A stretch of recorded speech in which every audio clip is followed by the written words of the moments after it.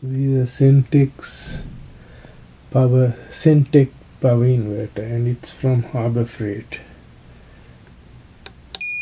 You can see it's a square wave.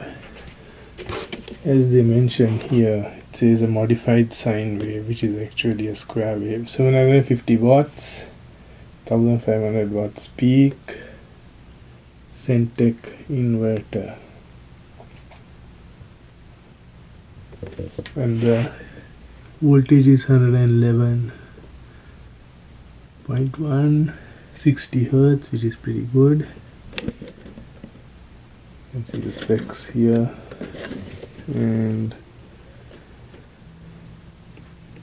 so I'm using a Mighty Max 12 volt 35 amp hour battery, and these are the Milwaukee inverters and Ryobi inverters I used before. So this is a lot more. This is 175 watts, this is 150 watts, and this is 700 watts, this inverter, but it uses a 12 volt battery. Again, here is the square wave.